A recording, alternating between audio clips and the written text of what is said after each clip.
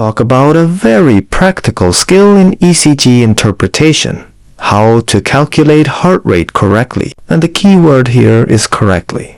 Because one method does not fit every rhythm. Many people jump straight into counting boxers. But before that, pause and ask, is the rhythm regular or irregular? That first decision determines which method you should use. So remember this. Do not use the same method for every ECG. Before calculating the rate, always check the ECG paper speed. Most of the time, the standard speed is 25 millimeters per second, and all common formulas are based on that. At this speed, one small square represents 0.04 seconds, one large square is 0.20 seconds. 5 large squares make 1 second, and 30 large squares make 6 seconds. These are the foundation of rate calculation. If the paper speed is different and you do not notice it, even a perfectly performed calculation can give the wrong answer. Now, look at the rhythm itself. Focus on the R-to-R intervals.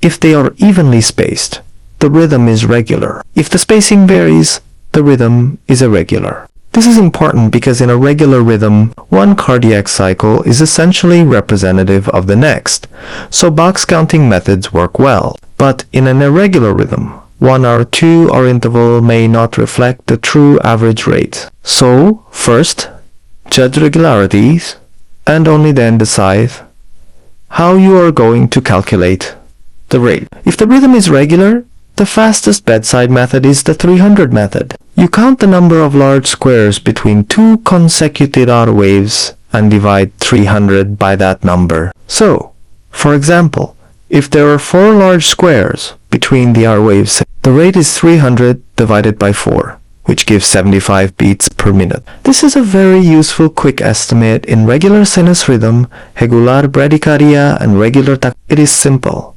rapid, and practical, especially when you want an immediate answer at the bedside or in an exam. If you want more precision in a regular rhythm, use the 1500 method. This time, instead of counting large squares, you count the small squares between 2 R waves and divide 1500 by that number. So if there are 20 small squares between the R waves, then 1500 divided by 20 gives a heart rate of 75 beats per minute. This method is more accurate because it uses smaller units of measurement. I particularly prefer it when the rhythm is regular but fast, because in tachycardia small differences in spacing can matter more. When the rhythm is irregular, the approach changes. In this setting, do not calculate the rate from a single R2R interval, because that gives only a snapshot and may be misleading. Instead, count the number of QRS complexes over 10 seconds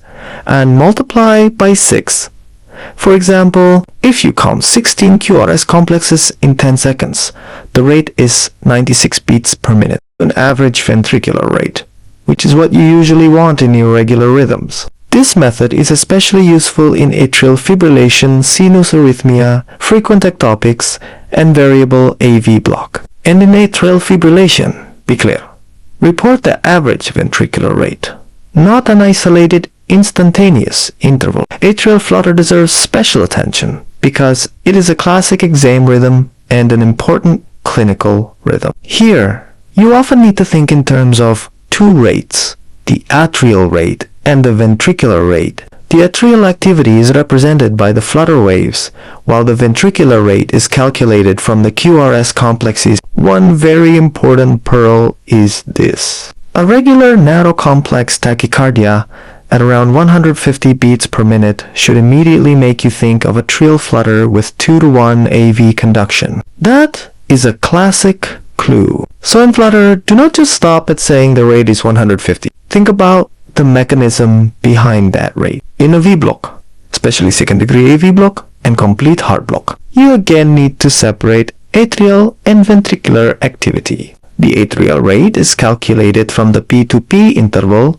and the ventricular rate is calculated from the R2R interval. This is essential because the atria and ventricles may not be following each other normally. In complete heart block, for example, they are beating independently, so there is no single rate that fully describes what is happening. This is why postgraduate ECG interpretation must go beyond box counting and include conduction relationships. Once you have calculated the rate, report it properly. This is where clinical maturity shows. Do not just say heart rate 90.